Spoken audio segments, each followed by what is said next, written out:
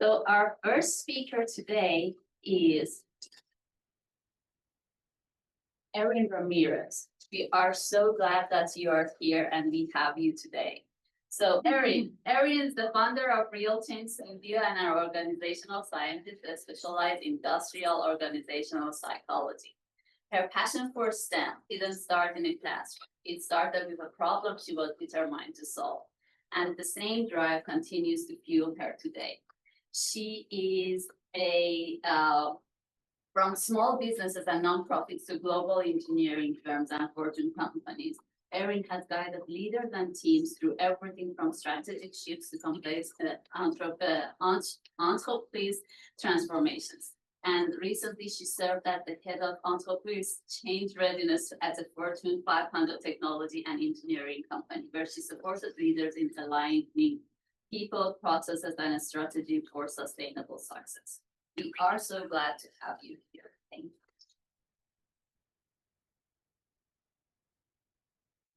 you.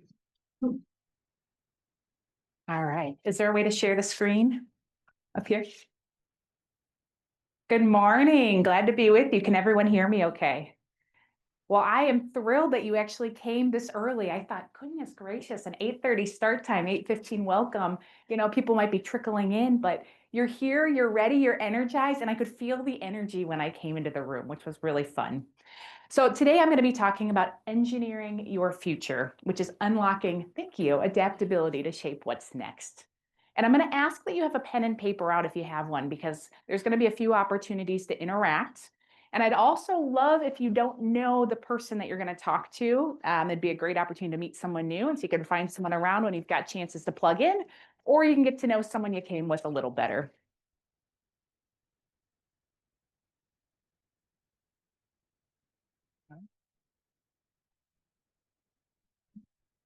Go back. Perfect. Thank you. All right. Well, I'm going to start off by asking you a few questions. You came here. You're going to spend a day with us, which is remarkable. And so I want to make sure you get something out of that time. And so I'm going to start by asking you to write down on a scale of 1 to 10, how present are you today at this event? Or how present do you want to be? Scale of 1 to 10, write that down.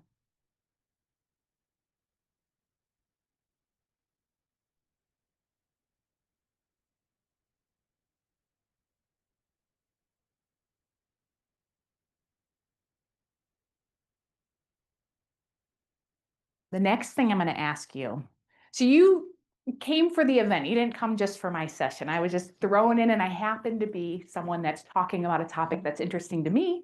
I don't know if it's interesting to you. We'll find out. But what's one thing when you hear about unlocking adaptability and engineering your future with adaptability that you think you'd want to take out of this session? What do you want to get out of hearing about this topic today?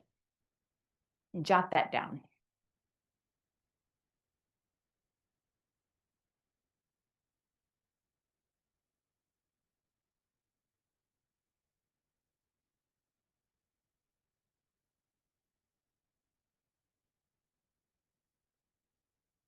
And then this is the opening session. You've got a full day of learning and interaction and growth and engagement. What brought you to this event and what would be worth your investment of time? What can you do today? What would be the one thing you could take away that would make it worth your investment of the day?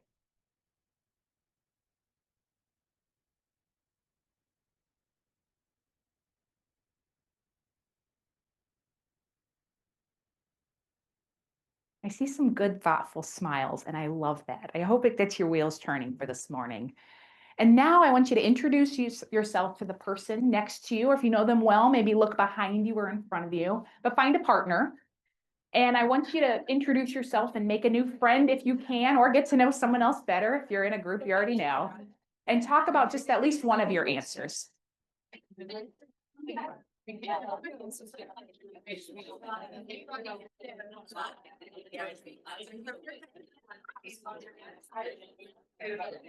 So,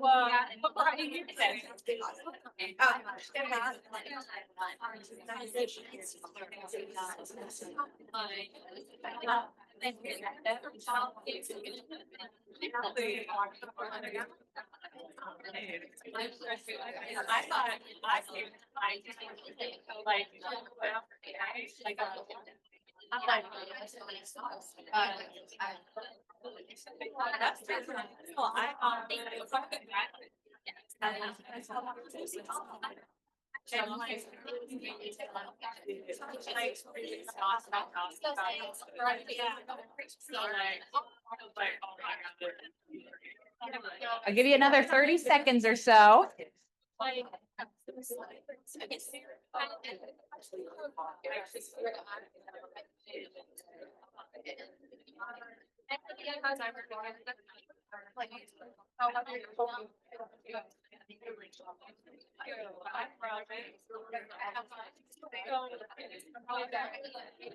All right, I'll bring you back. You'll have plenty of time to talk to your new friends throughout, so I'll bring you back. And I hope that sets the stage for your time, because time is one of the most powerful, important investments you can make. So for those of you still chatting, I'm going to move us along, but we'll come back. You'll have time for you'll have time to keep talking with your friends. But time is so important. It's so valuable, and you've spent time to come here today. And so I want to make sure you get out of it what you want. For me, when I was setting this up, I wanted to think through what do I hope you get out of at least my session? And I'm hoping that you leave energized for the day. You've got a long day ahead. I want to give you some energy. I want you to feel more connected to at least one person here. So hopefully that was a start, but we'll keep working on that.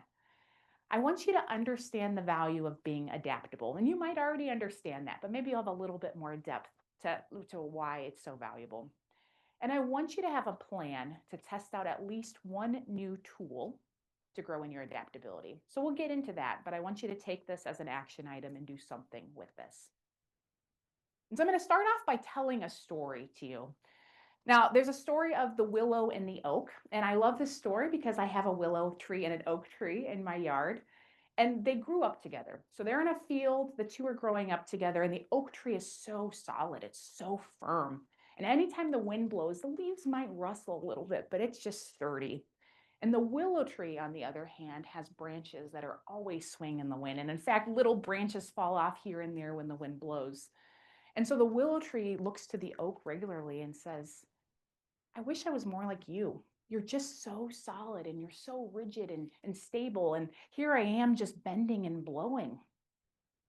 Well, one day, big storm clouds roll in. And this was a storm unlike any other storm that these two trees had experienced.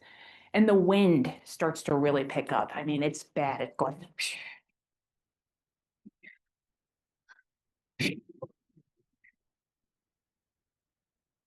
And lightning starts to flash in the distance, and it's getting closer and closer and closer. And at the end, when the storm clouds had rolled away, the oak tree had actually fallen. Its trunk had split into two, and the willow tree was still standing. And so I tell you this story because when I think about adaptability, I think about these two trees. The oak tree is rigid in its ways. It seems strong and mighty, but the second some new types of winds come, it can't withstand them.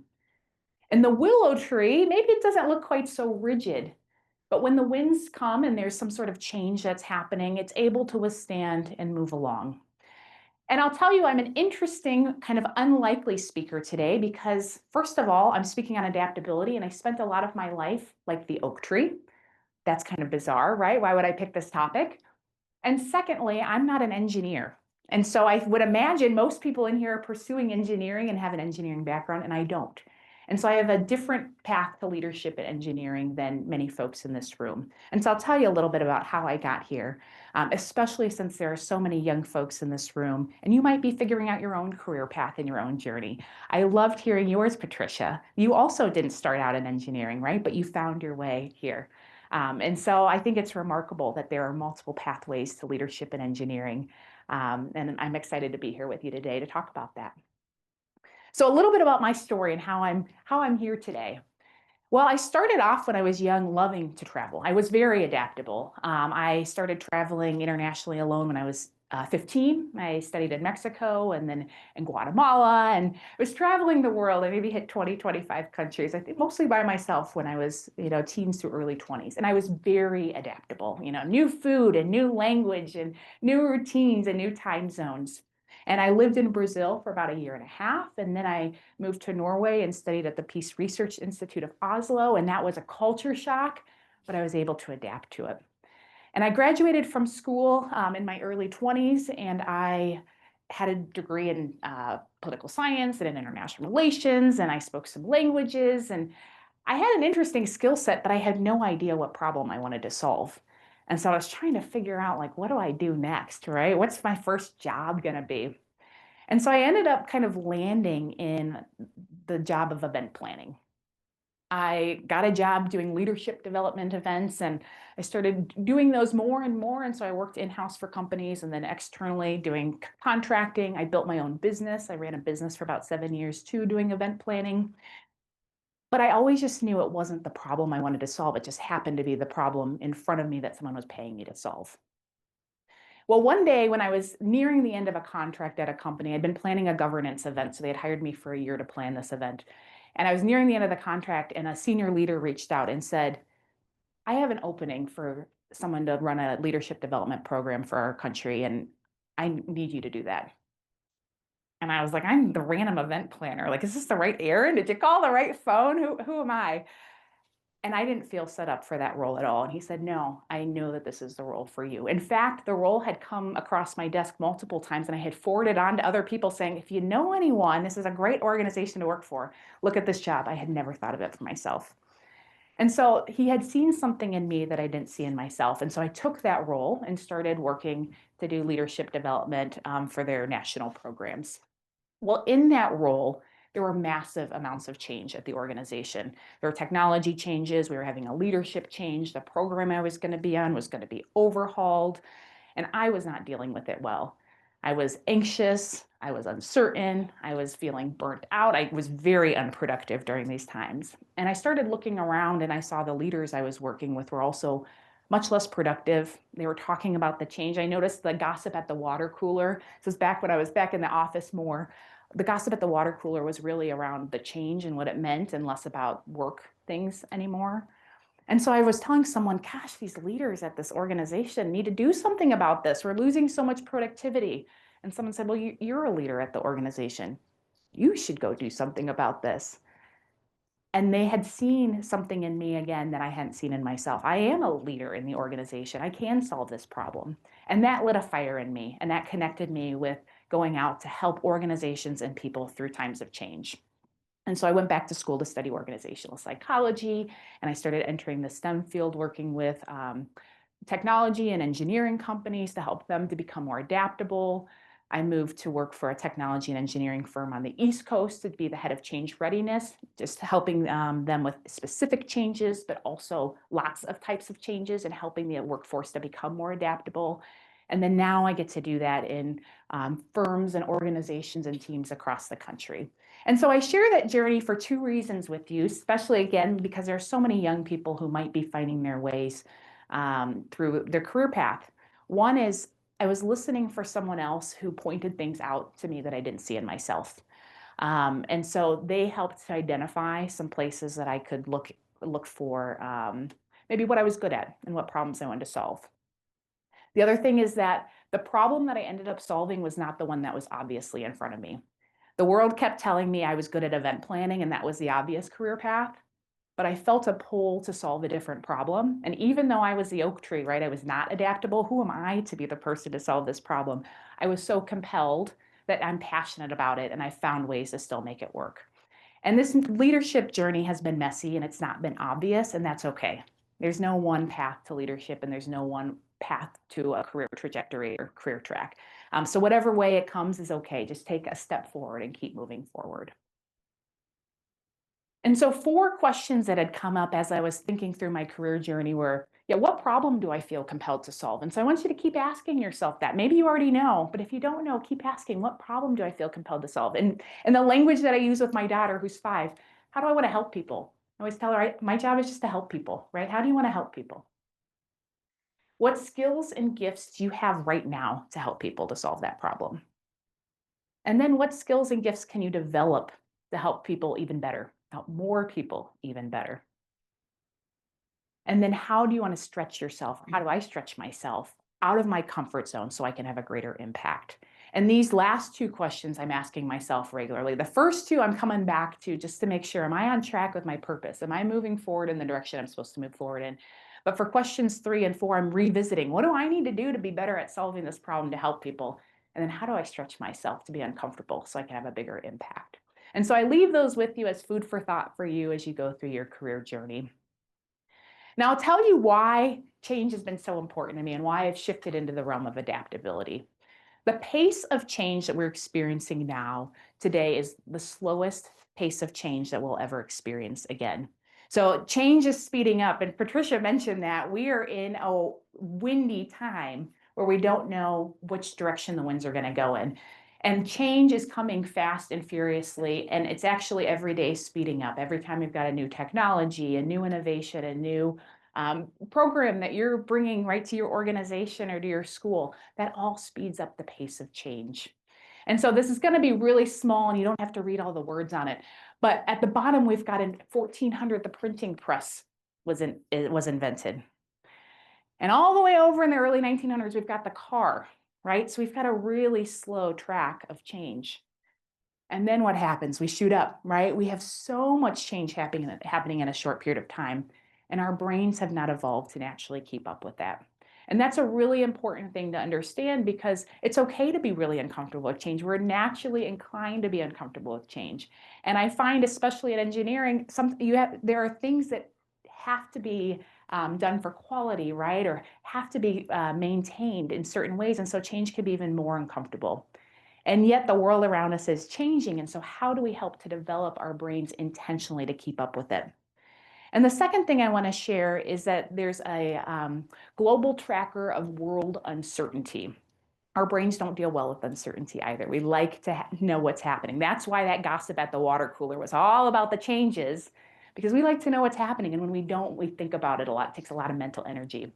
And you can see here on the far side, the level of uncertainty in the world is very high. And so a lot of us spend time thinking, what does this mean for my next job, right? Or will I have a job? Or what kind of skills do I need? And that's normal.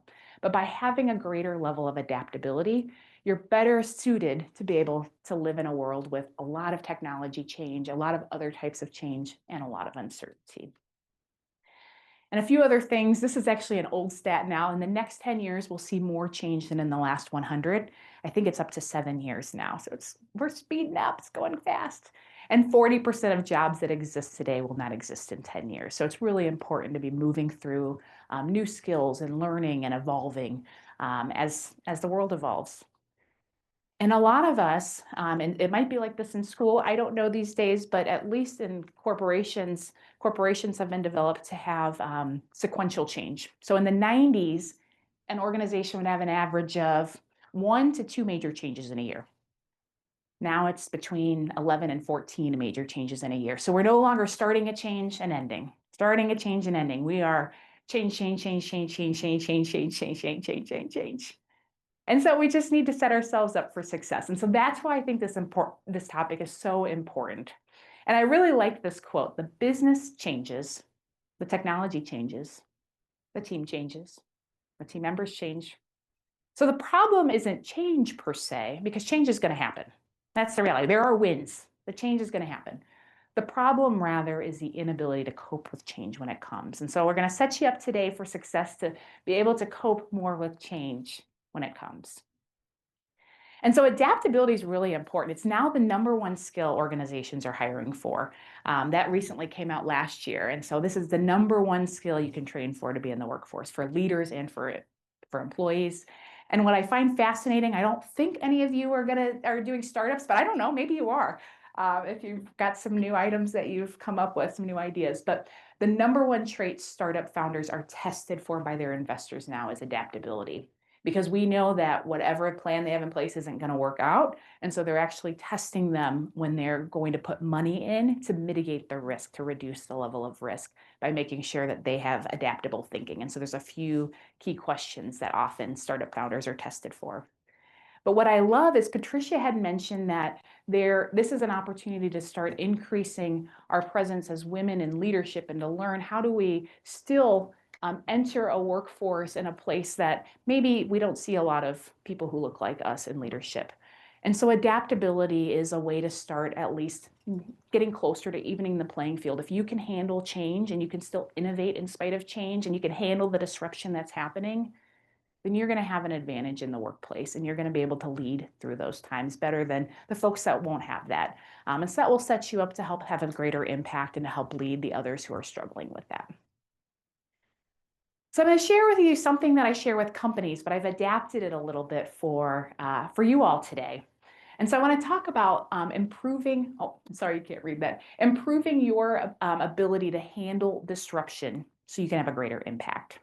And I have a little equation for you. So like I said, it's a little different for companies, but for you all, I changed the language to show how you have a leadership edge in the changing world today. So first, you're going to look at level of disruption. We're going to break this down, but types of changes that you're dealing with, types of changes that you're seeing in the workplace, and you're going to see your level of adaptability. How much can you keep up with that? I call it the change absorption capacity and the change creation capacity. How much change can you take on and how much change can you create? And that gives you your leadership edge. And so I want to break this down and I'm going to ask you, I know it's early, so you maybe haven't had enough coffee yet to participate, but we'll see. I'm going to, if you're feeling brave, yell some things out for me. So first, disruption. Have you heard that word? What does that mean? So what is disruption? Anyone know? Yeah. Sudden change. A sudden change. Okay. Yeah.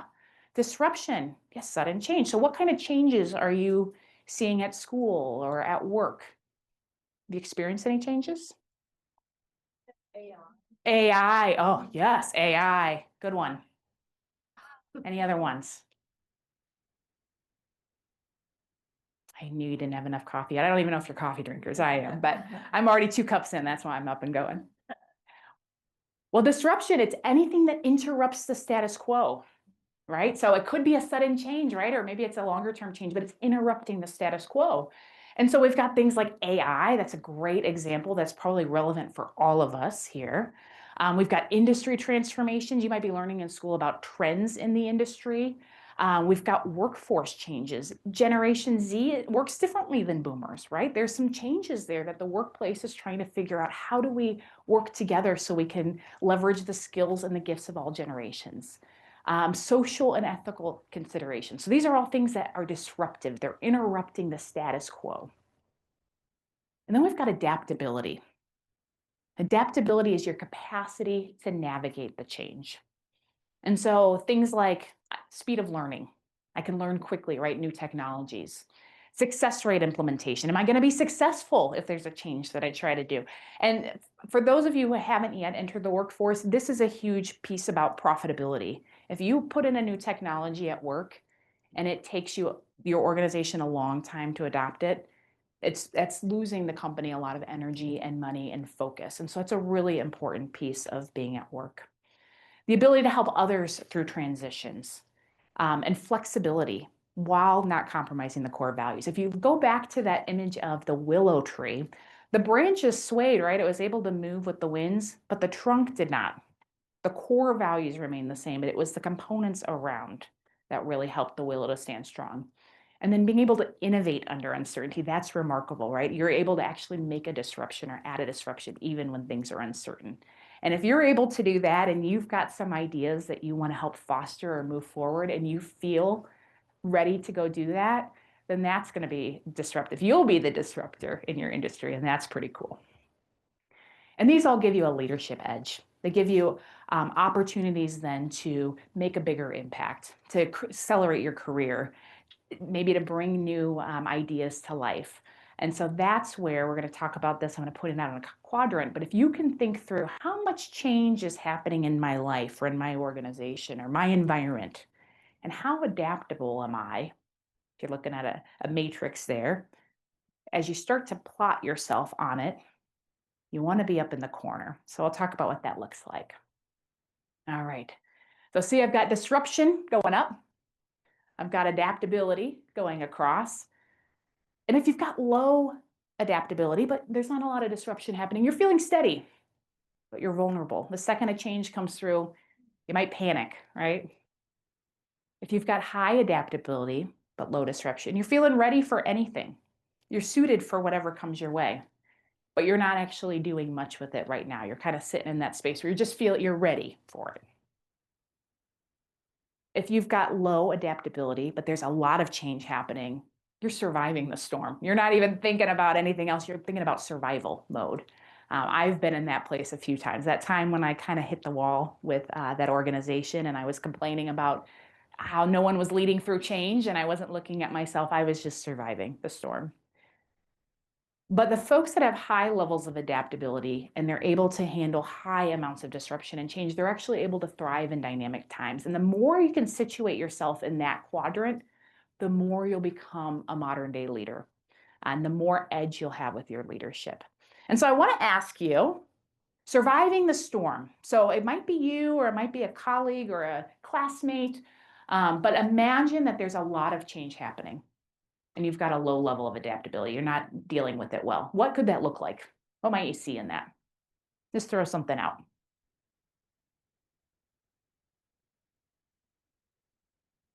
Any ideas? Low engagement. Low engagement, yeah. What was it? Anxiety and stress. Stress, absolutely. And anxiety, yes. Yeah, yeah, go ahead. Just burnout. Burnout, yeah. Did you both say burnout? I was gonna say like just not accepting the changes and trying to force things back. Yes, absolutely. Yeah. So burnout, anxiety, not accepting the changes, not moving forward. Those are examples of people who are going through a lot of change, but they can't handle it very well. What about thriving in dynamic times? What would you see if someone has a lot of change going on, but they're thriving? They've got high adaptability. Excited to go to work. Excited to go to work. Yeah. Oh, there's a change. That's all right. I'm excited, right? Yeah. What else? Learning. Learning. Did I hear learning? Okay. Okay. Problem solving. Yeah, you don't avoid that problem, you go out and solve it. Yes, these are all great examples of thriving in dynamic times. And these are all, I think, qualities, right, that we're looking for in leaders, people who are problem solving and they've got energy and they're learning. And so I want to tell you a little bit more about what adaptability is, and then we're going to dive into a few tools. Let me keep an eye on the time here. I could talk all day, so you don't want me to do that. I'm going to talk about this in some terms of some intelligences that you might be familiar with, and then I'll introduce you to the new one. So IQ, you are all, I imagine, high IQers. So what is IQ? That was created to measure how well you can learn. Yeah, the standard that was created to measure how well you can learn. And it's kind of like the book smart learning, right? Like the SATs and the ACTs. Can you answer questions? Can you memorize the things in a book? Do you know, it looks at certain types of problem solving too. Yeah. And that's the more traditional type of intelligence that we've measured for many, many years. What about EQ? That one's been more relevant the past 20 years or so. What's EQ? Yeah. Emotional intelligence. And what's emotional intelligence? What is that looking for? That's a good question. Oh, okay. And what do you have in the back? How well you Yeah, how well you can read people, how well you can respond to people, how well you can read yourself, how aware you are of yourself and manage yourself. So exactly, emotional intelligence is self-awareness and self-regulation. That's the start. And then spot on, looking at others to recognize what's going on with them. How can we work together with other people? And that actually has been found recently to be more important than IQ in a lot of situations. Especially, they did a study in engineering at an engineering firm, because you already have to be so intelligent to be an engineer that by the time you had the job, EQ was the differentiator, because the minimum IQ on average was 115, which was enough to be successful in the engineering space for the most part. And so EQ was the differentiator in the workplace. You want to be able to work well with people. Can you collaborate? Can you problem solve with others? Can you work well with them? And the new type of intelligence that I'm introducing to you today is adaptability intelligence. And this one I'm really excited about. I told you that the organizations are looking for adaptable people, right? That's the number one skill they're looking for right now. And so adaptability intelligence was created to measure levels of adaptability. How do we know if people are adaptable? And so there's actually a new way to measure this because it's becoming maybe the most important form of intelligence to start measuring as we move into a very quickly changing world. And so adaptability is the capacity to be modified or adjusted to new conditions or situations. And I share that capacity piece because what's unique about adaptability over IQ is that our IQ is fairly stable. By the time we hit, most of you are at the age where it's become pretty stable. And so by early to mid 20s, we're probably not going to change our IQ much until we become very old, and then it sometimes declines. But our IQ is pretty fixed. But our adaptability is not. It's a capacity.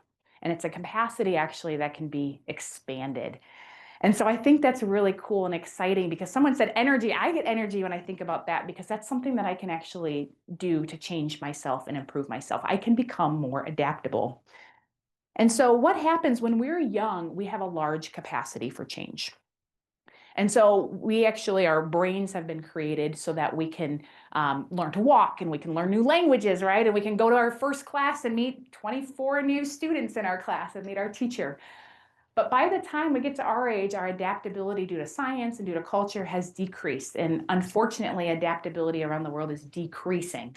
And so most adults, if they don't work on it, their capacity is pretty small. And so when they've got a technology change that happens, all right, that fills it up. They're all right.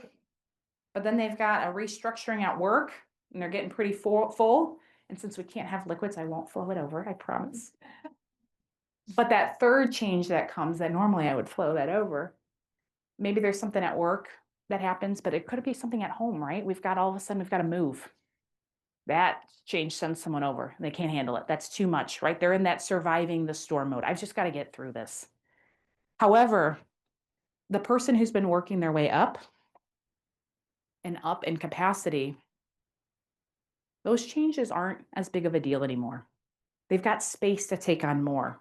And so those types of people, all right, they've got to move. Okay, they've got to move. Yeah, that's a big deal. They're going to focus on that, but that's okay. They can still show up at work and have ideas, or they can still show up at home and not be overwhelmed. And then you know what? They've got a new idea. They've got capacity for that too. Let's take that on. All right. And they've still got space for more. And so that's what we're looking for when we want to grow our adaptability, is to move from the person who feels very overwhelmed quickly that they're surviving the storm to the person who's got space to take on more change, so that when it comes, because it's not if it comes, when it comes, those people can then lead the pack, right? A lot of our folks aren't going to be set up for that. So how do we help to have more capacity so we can then keep leading and keep moving forward?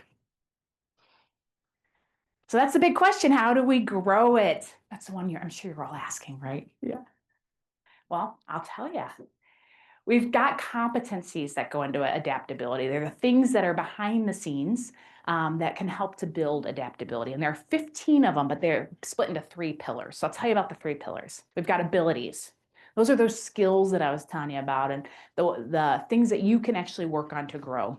So we've got unlearning and mental flexibility. Those are the 2 we're going to talk about today. Mindset, resilience, and grit. So those 5 make up our abilities. And I like this pillar because these are the ones that you can work on yourself in a shorter period of time, and you'll see a big difference with your adaptability. The next pillar that we're not going to go into today is on environment. Your environment is so important to your level of adaptability, the place that you work, your team support, who you have surrounding you. That is so essential. But that takes a lot more planning and talking through to be able to really make a difference there. And then the last one are character traits. So things like emotional range, optimism, how hopeful you are, your drive, your decision making. And those are longer term characteristics that typically take a long time to develop.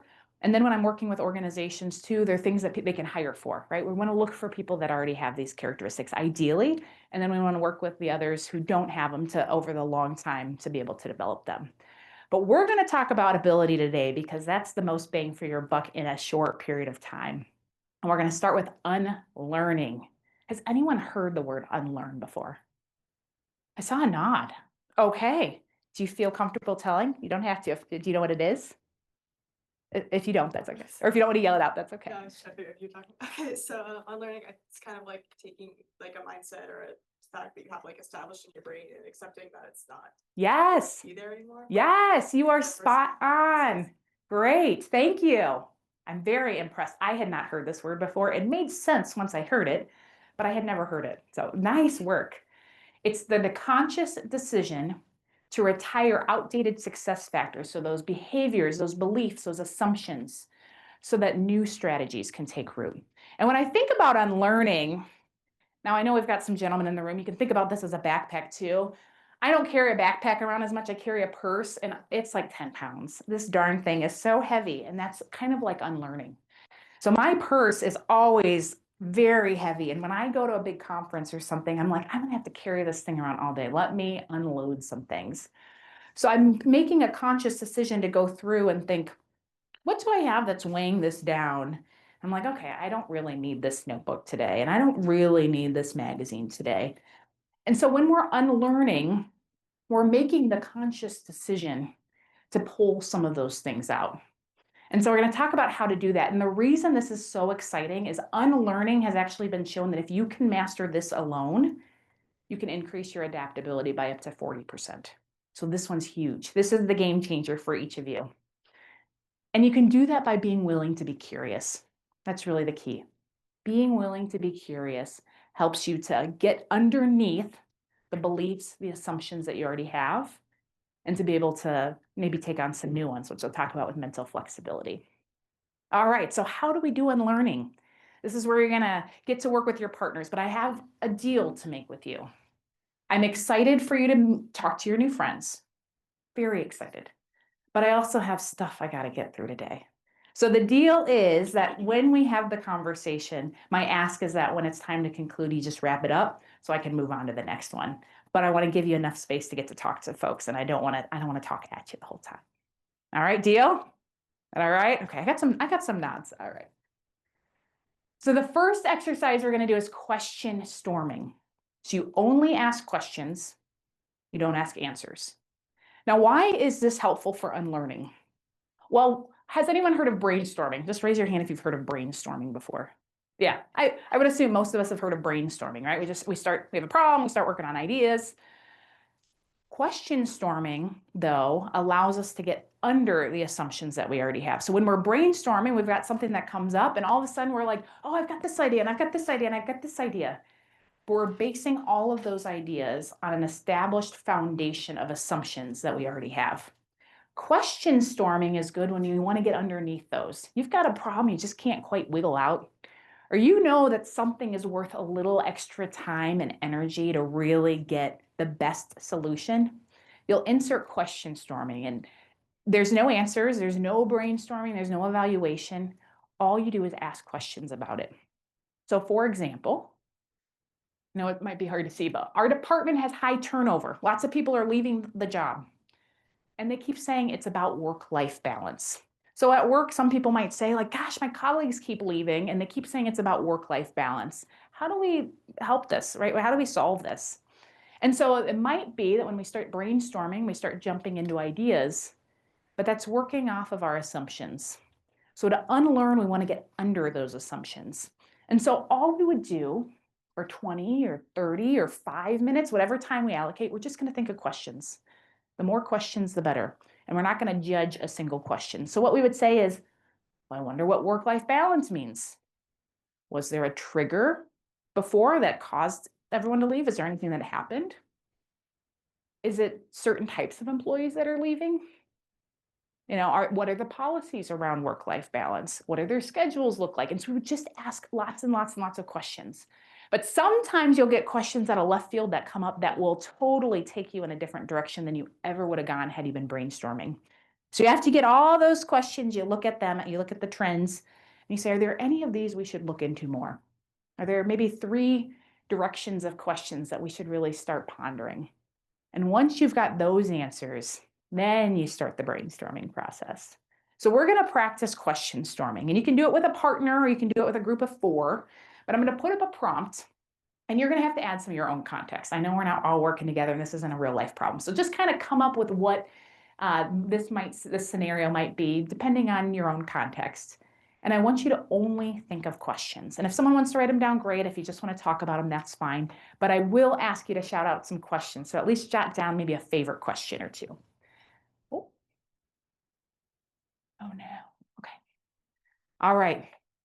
We keep having the same quality issues that pop up in our process. So you've tried to wiggle this out before, you haven't wiggled it out, you're ready to try something new. It's time for some question storming. We keep having the same quality issues pop up in our process.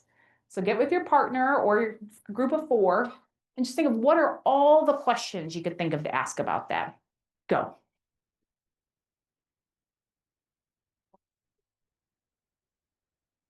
All right, Sarah.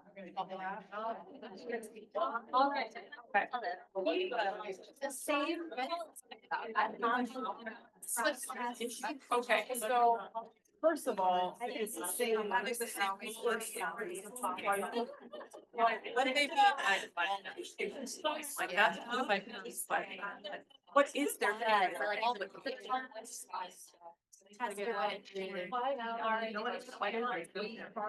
Yeah, like one person interpretates other person interpretates. Because like, for example, I might use my dirty rag, like for a week long straight, and somebody else might be like, no, but why? Like, that's a different issue of quality, right?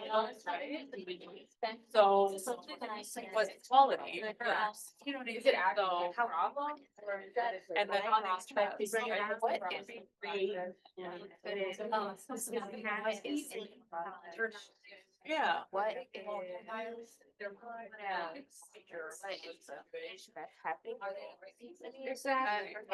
so like what's within the process? Maybe dropping the quality. So maybe there's like an issue with the process. Yeah. It's dropping quality. So like if we're let's say the process is like it's not like that. Yeah, no, it's just like it's not so like All right, I'm going to bring you back. Did anyone come up with some good questions? Was there one good question your group came up with you want to shout out? Any question? And there's no bad questions. Is it always the same person working on that issue? Okay, is it always the same person working on that issue? Or if you want to be less direct, who is working on these? Yeah, yes, okay. Did I hear another question coming up? Do we need more training? Do we need more training? Okay. Is this something that we can plausibly fix? Is this something that we can plausibly fix? Good, that's a great foundational question, yeah. Is it an issue or just a different way to go about the process? Is it an issue or is it just a different way to go around the process? Okay, great. Bad it is impacting the process? How badly is it impacting the process? Good one. Yeah. Anything else? What are we doing right and what are we doing wrong? What are we doing right? What are we doing wrong? Yeah. Yeah, these are great questions. And you can really do this with anything. Now, I actually was working with an organization that had me come in for another thing, but they had a kind of an offhanded comment that was, we keep hiring these young people to join. No offense to the young people, but they were hiring these young people to join, and they're not talking to us in the lunchroom. That's what they were saying. And so this was kind of an interesting organization. It was a German organization. And so they actually had a lunchroom. It was cute, called the Black Forest. And you would go in and it was cabin themed and it looked like it was kind of foresty from Germany. And a lot of the original employees were from Germany. And so they had lovingly gone into this cafeteria and they just felt at home, right? And they wanted to talk to other friends, but they noticed the new employees weren't, joining their group. And they were upset about it. And they had kind of brainstormed some solutions that hadn't worked out. And so again, it was just an offhanded comment, but I said, well, why don't you try question storming? And so they tried question storming and it brought up some totally different directions to go, including why don't we ask people, right? Or do they even want to engage? Like, what do they need? Maybe they just needed a rest break, right? Or maybe they just needed some time to decompress in a work day, right? So it just brought up a lot of different things than what they had been able to solve before. And so question storming is really great when you have an ongoing challenge. And you need something, and all these slides can get sent out, or I can send them out to you all. But you just need a different way to view them. So you just got something you need to wiggle free. And my challenge to you is if you've got a really big one that you cannot quite figure out with the team that you're working on, question storm, really go in deep. Then ask another person who's totally uninvolved to question storm, and they will give you some very different questions that you maybe have never considered. They'll really have no assumptions, right? Or any beliefs. They'll have totally different questions. And then you can add on the component of AI. Ask AI, here's my situation. Ask me all the questions you can think of to ask me about this, or ask me 20 questions. And then see what jiggles you loose. It might give you a totally different pathway. The next one we're going to talk about is 10% useful. So what you do is you would extract the only thing of value that you can find. It's just 10%. That's all you're looking for. And this is a really great exercise to use when someone has really critical feedback. Someone is used to always putting down everyone else's ideas. Or you hear an idea that seems crazy, we could never do that. And our brain automatically likes to categorize that. So that's like, oh, no. I don't know if any of you are on social media, but on social media, I see a lot of posts where my immediate reaction is, no, I do not agree with that. But the 10% useful is asking you to pause, look again at that thought and say, is there just anything of value that I can extract? Sometimes it's tougher than others, depending on what the topic is, but it will help you to start seeking the value. And so we're going to practice the 10% useful here together. The first one is, some young engineers keep suggesting that we modernize our legacy systems, but they don't understand the complexity. So if you're, especially for young folks, what if you heard that, right? And you heard that comment? That might be pretty offensive. And my thought would be, oh, I'm not even going to listen to that, or I'm going to ignore that person or not talk to them. But can you find anything that's 10% useful in that comment? The other one that I'm going to have you discuss is we should let our customers directly access our engineering team instead of going through sales. Now, depending on the way that an organization, if you're working, is at, maybe that doesn't seem so wild, but some organizations, that is a wild thought, like, no. And so that would immediately go into the no column. So we've got here this kind of criticism that would be maybe hard to take. And we've got here on this other side, this kind of wild idea. Can you and your partners find anything that's useful in either of these sayings? That's going to be the next task for you. So go ahead and go.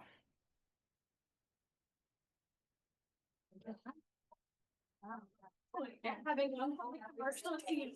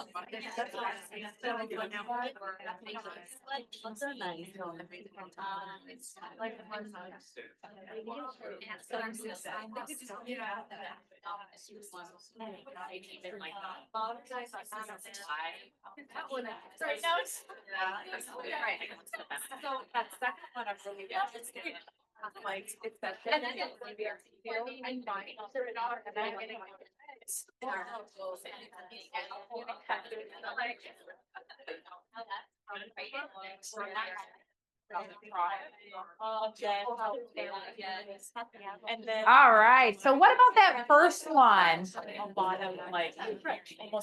We've got a comment that might feel critical. Young engineers keep suggesting we modernize our legacy systems, but they don't understand the complexity. Is there anything useful that you could find at all in that comment? Anyone? Modernize, so as technologies change, we need to adapt to it. Okay, so you've picked out the modernizing piece. Yeah, okay. But that's really the focus, right, of the engineers are trying to push to modernize, yeah? It was understand why it was built the legacy system the way it was. Yeah, so maybe it's a chance to dive in. Instead of just saying they don't understand the complexity, maybe we could dig in a little bit. Why is it so complex? Why was it built that way? Great. Have the expert, the funding, and the support for doing the change. Okay, so maybe you're starting to ask questions. Do we have the experts? Do we have the funding to support the change? Yeah. I would like to tag on to that, and we're going through this right now, and just understanding even how much of our time and people to put towards making these changes.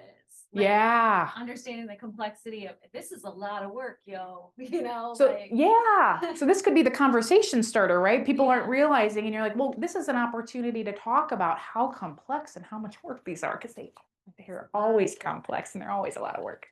Yeah, great. It could be an opportunity too to just start conversations with people. They've got ideas, they're wanting to help. Maybe there's small ways, right? You could say, well, maybe this is my chance just to have a conversation and say, this is really complex and let's talk about that. But we've got this simpler thing that we need to fix too. Can you help us figure out some ideas and start the conversation? That could be the 10% useful. Anything else? That was good. All right. The next one. All right, we've got this wild idea now that someone threw out.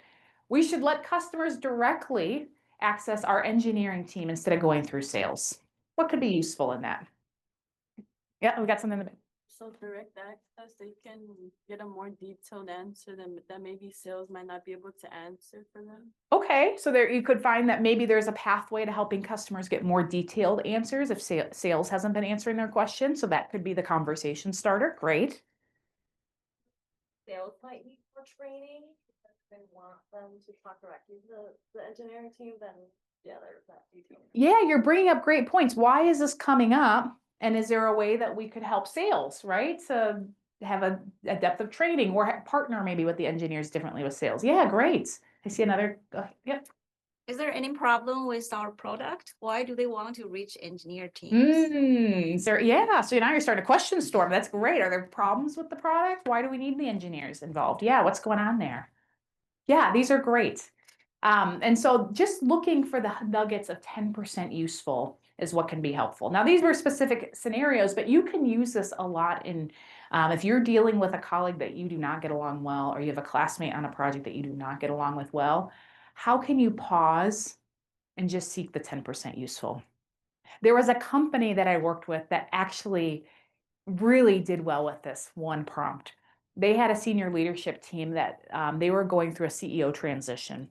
And so in the transition, both the current CEO and the future CEO kept saying that they wanted to hear from the young people, that the young people had all these ideas, but they were afraid, and so were their leadership team, that if they asked the young people to come forward with their ideas, that the ideas would be wild. I don't think this is too wild of an idea, but that's what they were worried about, right? These ideas would be unrealistic and we wouldn't be able to do them. And so we're going to have to shut down the ideas, was what they had imagined in their mind. These ideas are going to come, we're not going to be able to do them. And so instead of risking the relationship, we're just not going to ask for their feedback. And so the challenge to them was to open up the conversation with people who had ideas, but for them to just look for the 10% useful.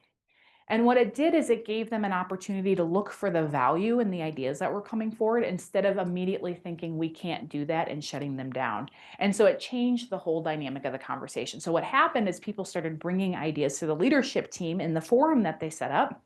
And the leadership team, instead of saying, well, that's unrealistic, or that doesn't make sense, or they don't know anything, right? That's too complex. They were seeking the value in the ideas, and they actually started to find things that they could really use, and it opened up their minds, and it started relationships with people who had new ideas that were coming fresh to the table. And so it changed the entire dynamics of the way the leadership team was working with people who had ideas but didn't have a way to contribute them and didn't feel comfortable contributing them before. So I challenge you, if you're in an environment where people just want to shut things down right away, think, can we find 10% useful? And just stretch your mind to try to do that, even when it's hard. All right. And then next, we're going to go for mental flexibility. So I told you about that purse, right? You're pulling things out and you want to get beneath the assumptions. You want to make your purse lighter, your backpack lighter. But we've also got opportunities then to add new ideas. And we want to stretch our brains to think of new ideas. And so you've probably been trained based on your schooling or the places that you work to solve problems in certain ways. Oh, Almost over. I thought it was at 9:30. Oh, I'm sorry. I thought it was, okay, okay, thank you, thank you. So mental flexibility, I did not time that well then. So the mental flexibility then is where you're gonna train your brain to be able to open up and have new ideas. And so we're gonna adapt thinking and behavior. And what I'm gonna do is I'm gonna send you a resource that if you're interested, I'll share the QR code, send you the resource where we can learn all of these mental flexibility tools and all of the unlearning tools, and you can use them for yourself or for a team or for your class. So I'll send those after. So obstacle opportunity is a chance to look at obstacles and then use them for opportunities. And then, so we won't run through that, but what you're gonna do is when you have an obstacle, your immediate thought is, what's the opportunity in that? And the other one is yes and. When you're brainstorming, how do you take a brainstorming session and instead of shutting it down right away, start looking at yes and only brainstorming, not evaluating in the moment. And so what I'm going to invite you to do is take a quick look back at your questions that you had answered before. Did you get out of this session what you wanted? Is the one thing to think about. And two, what do you need to do to take ownership today of the rest of your day to get what you came for?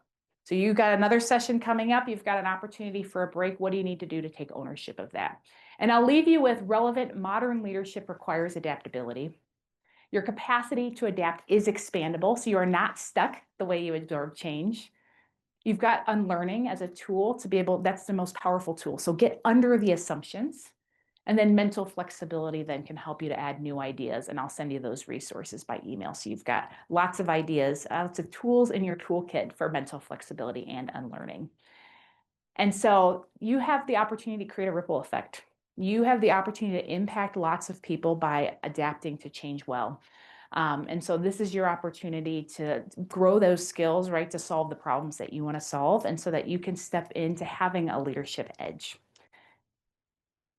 All right, so you can fill out this URL to get the resources if possible, and that will let me know if you want them. So if you want the toolkit, if you want the slides, just fill this out and send me your email, and then I will send them to you. That way I have your email address. So it's tinyurl.com/WIE adapt, and I'll send you everything after. You'll have a toolkit. I'm sorry that I went over. I had the wrong time in my mind.